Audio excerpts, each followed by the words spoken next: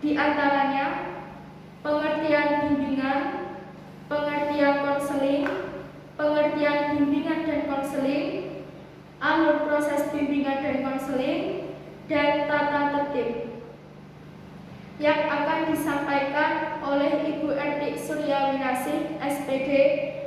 Waktu dan tempat kami persilahkan.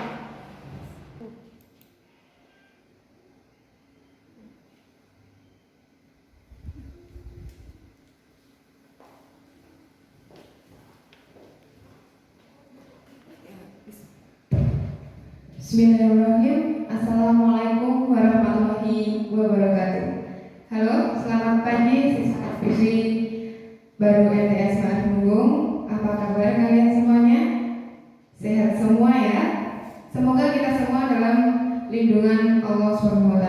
Amin, amin, amin ya rabbal alamin. Sebelum kita menginjak materi, sebelumnya perkenalkan dulu, nama saya Ertik Suryawinasih. Biasa di sekolah dipanggil dengan Bu Erti. Di sekolah, Bu Erti adalah sebagai seorang konselor atau biasa disebut dengan guru BK. Nah, apa itu BK? Nah, itu nanti yang akan kita bahas di materi berikutnya. Ya. Jadi hari ini adalah materi terakhir tentang BK atau bimbingan dan konseling Sabtu tanggal 17 Juli 2021. Baik, kita lanjutkan. Kita mulai ya. Sebentar. Nah, kita berikan pengertian dulu tentang bimbingan dan konseling. Kita mulai dulu bimbingan. Bimbingan memberikan pengertian bahwa bimbingan adalah bentuk pelayanan bantuan oleh tenaga pendidik atau guru BK di sekolah kepada peserta didik atau klien, sehingga peserta didik dapat hidup mandiri dan juga berkembang. Baik bimbingan tersebut dalam bentuk bimbingan pribadi, bimbingan belajar, bimbingan sosial, ataupun bimbingan karir. Nah, dari keempat bimbingan tadi nanti kita akan ulas berikutnya. Dari empat bidang bimbingan tadi ada yang pertama adalah layanan bimbingan pribadi, memberikan pengertian bahwa bimbingan terhadap seseorang dengan hanya memfokuskan solusi untuk permasalahan pribadi. Misalnya, ada satu siswa yang sedang mengalami permasalahan, masalah pribadi misalnya. Nah, kalian bisa datang menemui Bu Erti sebagai konselor atau guru BK kalian di sekolah. Tujuannya untuk apa? Nah, kita nanti akan diskusi. Jadi kalian tidak perlu takut, tidak perlu sungkan atau malu. Jadi BK itu adalah sahabat siswa. Kalian bisa mengungkapkan permasalahan kalian di BK. Berikutnya ada layanan konseling sosial, lebih memfokuskan pada permasalahan di luar kepribadian seseorang atau di lingkungan sekitar yang lebih luas atau umum, misalnya permasalahan bersama orang lain. Jadi kalau bedanya konseling yang pribadi itu masalah pribadi kalian, gitu ya. Jadi kalian memiliki masalah dalam pribadi kalian, masalah dalam diri kalian sendiri. Nah, kalau yang konseling sosial ini itu permasalahan pribadi kalian, tapi ada kaitannya dengan orang lain. Misalnya kalian ada masalah dengan teman, dengan orang tua, lalu kalian bingung mau cari solusi atau bingung saya mau cerita ke siapa.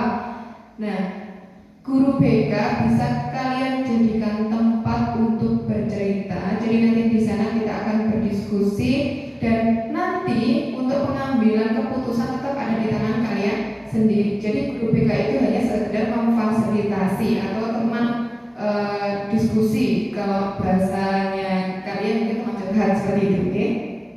Oke, lanjut. Layanan konseling belajar yaitu memfokuskan kepada pelajaran atau belajar kalian.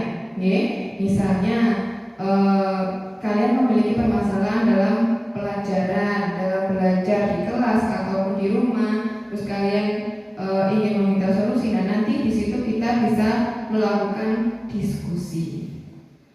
Yang terakhir adalah layanan konseling karir. Apa itu? Ya, layanan konseling karir lebih memfokuskan kepada solusi tahap-tahap, kiat-kiat dan sebagainya kepada mereka yang ingin tekun terhadap karir masa depan. Maksudnya di sini adalah kalau misalkan untuk layanan karir itu setelah lulus MTS mau melanjutkan kemana, nah itu juga bisa masuk ke dalam bidang bimbingan layanan karir. Nah, itu adalah 4 jenis bidang bimbingan BK. Selanjutnya ada 9 jenis layanan dalam BK.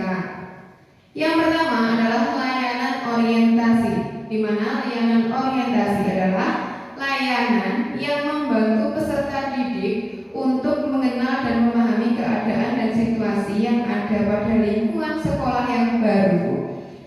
Agar peserta didik lebih familiar dengan sekolahnya sendiri, maka ia perlu mengetahui lebih jauh tentang berbagai fasilitas dan program-program yang ada di sekolah.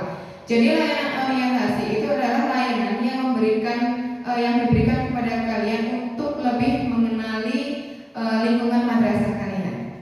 Yang kedua adalah layanan informasi, yaitu bimbingan konseling yang memungkinkan siswa atau konseli menerima dan memahami berbagai informasi seperti informasi pendidikan, informasi jabatan, atau informasi lainnya yang berkaitan dengan konseli atau siswa yang juga informasi itu bermanfaat untuk siswa atau konseli. Berikutnya ada layanan penampakan dan penyaluran. Layanan ini yang memungkinkan peserta didik dan penyaluran dalam kelas, kelompok belajar, atau juga nanti ketika kalian memilih jenjang pendidikan berikutnya. Jadi misalnya nanti kalian di kelas reguler atau unggulan, lalu nanti ketika kalian mau melanjutkan itu baiknya melanjutkan ke SMA atau MA atau SMK, lalu mengambil jurusan apa, itu nanti bisa menggunakan layanan penempatan dan penyaluran. Berikutnya ada layanan konseling individu atau layanan konseling perorangan. Ini hampir sama dengan layanan konseling pribadi ya. Jadi ini termasuk layanan konseling pribadi itu sama, yaitu yang diselenggarakan oleh konselor atau guru BK kepada klien atau siswa atau konseli yang memiliki masalah. Jadi dalam rangka pengentasan masalah ya. Dalam suasana tatap muka dilaksanakan inten langsung antara konseli dan konselor, membahas berbagai hal tentang masalah yang dialami oleh konseli. Konseli itu adalah siswa dan konselor itu adalah guru BK atau BRT. Lalu layanan berikutnya adalah layanan konseling kelompok. Kegiatannya berupa kelompok kecil yang di dalamnya ada dinamika kelompok dalam pembahasan masalah pribadi anggota kelompok. Jadi layanan konseling itu bisa dilakukan secara berkelompok dengan masalah masing-masing, tetapi masalahnya itu cenderung sama. Masalah pribadi tapi sama dialami dengan misalnya kalian memiliki masalah, teman kalian juga memiliki masalah, dan kebetulan masalah yang kalian alami itu sama. Nah, itu nanti bisa dilakukan layanan konseling kelompok. Ada bimbingan kelompok, ada layanan konseling kelompok. Bedanya apa, Bu? Ya, bedanya bimbingan kelompok dan konseling kelompok. Kalau bimbingan kelompok itu baru berbentuk kelompok kecil, maksudnya bimbingan kelompok dilaksanakan kelompok kecil yang di dalamnya ada dinamika kelompok agar lebih efektif. Kalau dalam konseling kelompok, format kegiatannya berupa kelompok kecil yang di dalamnya ada dinamika kelompok dalam pembahasan masalah pribadi anggota tersebut. Berikutnya adalah layanan penguasaan konten, yakni penguasaan konten, layanan penugasan, satu jenis layanan BK atau bimbingan konseling yang memungkinkan siswa dapat memahami dan mengembangkan sikap dan kebiasaan belajar yang baik, keterampilan dan materi belajar yang cocok dengan kecepatan dan kesulitan belajarnya, serta tuntutan kemampuan yang berguna dalam kehidupan dan perkembangan dirinya. Dengan kemampuan atau kompetensi itulah individu itu hidup dan berkembang. Jadi berusaha mengenali dirinya sendiri. banyak atau bahkan sebagian besar dari kemampuan atau kompetensi itu harus dipelajari. Untuk itu kita diwajibkan terus belajar, dan belajar.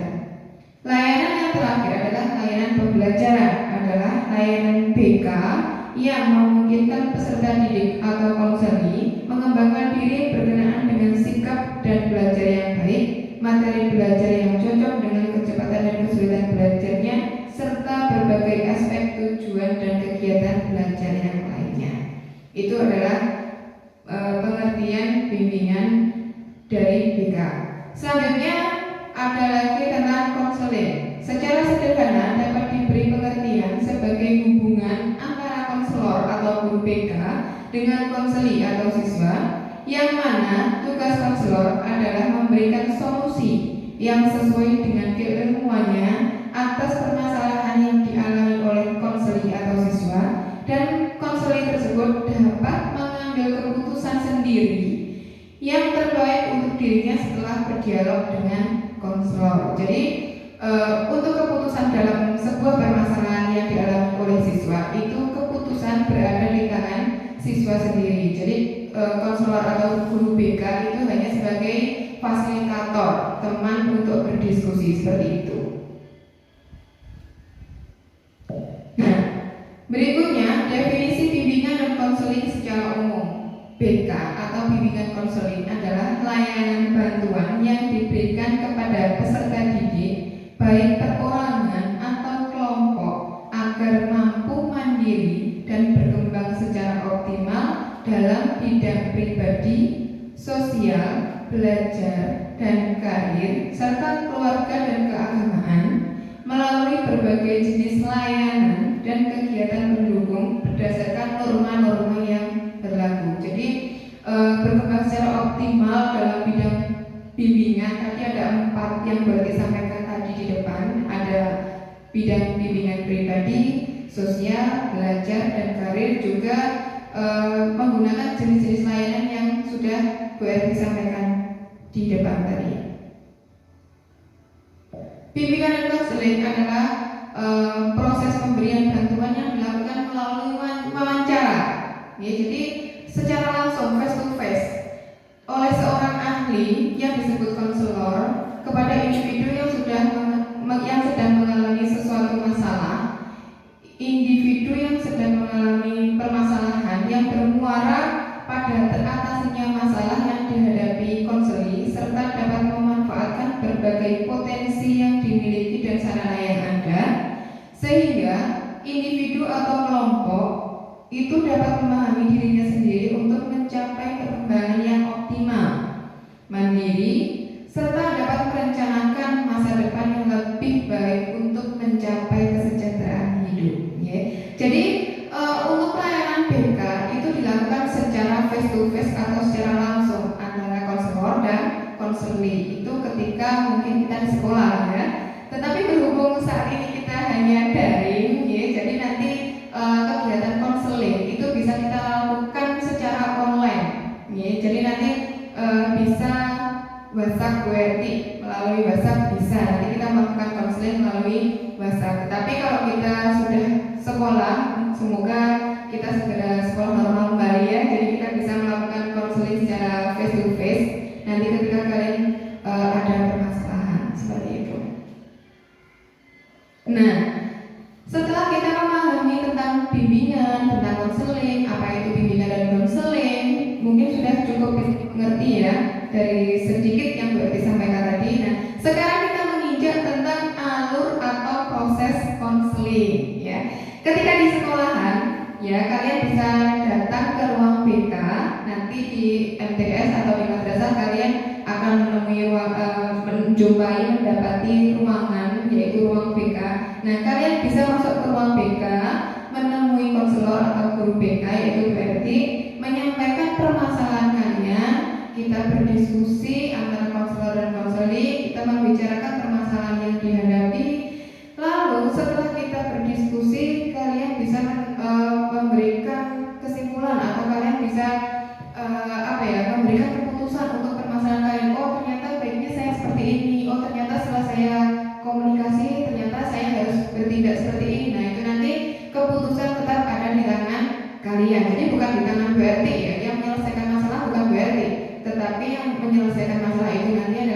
kalian sendiri. Hanya saja Bu Etik itu adalah mendampingi atau teman diskusi kalian seperti itu. Nah, kalau melalui online seperti tadi, kita bisa melakukan konseling secara online yaitu melalui WhatsApp karena berhubung kita sekolahnya masih daring, ya.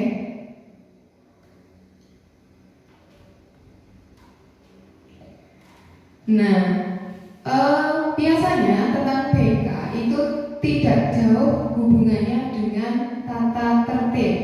Siapa yang sudah tahu pengertiannya apa itu tata tertib? Ya, jadi pengertian tata tertib itu sendiri yaitu menurut pengertian etimologi adalah sistem atau susunan peraturan yang harus ditaati atau dipatuhi. Dalam buku pengantar ilmu pendidikan karya Amir Daim Indra Kusuma, tata tertib ialah sederetan peraturan-peraturan yang harus ditaati dalam suatu situasi atau dalam suatu tata kehidupan. Jadi nanti ketika kalian di madrasah itu nanti kalian akan menjumpai yang namanya tata tertib, ya. Tujuannya apa, Bu? Jadi tujuan tata tertib di sekolah dibentuk itu untuk mengatur kegiatan sekolah sehingga tercipta suasana tata kehidupan sekolah yang santun, sehat, dan nantinya diharapkan dapat membantu kelancaran dalam proses belajar mengajar. Selain daripada itu, juga ditujukan agar semua warga sekolah mengetahui apa itu tugas, hak, dan kewajiban serta melaksanakan dengan baik sehingga kegiatan belajar mengajar berjalan dengan lancar. Jadi diadakannya tata tertib itu memang tujuannya adalah seperti itu. Dan dimanapun kita berada pasti akan bertemu yang namanya dengan tata tertib. Iya, jadi sekian materi hari ini. Silahkan nanti tugasnya jangan lupa ya dirangkum melalui Google Form. Jadi apa yang baru disampaikan nanti silahkan diambil poin-poinnya apa, pengertian BK apa, bimbingan apa, konseling apa. Nah, nanti ketika kalian sudah bisa memahami dan mengerti, ketika kita jumpa di sekolah kalian bisa memanfaatkan BK itu dengan baik. Karena apa? BK itu adalah sahabat siswa.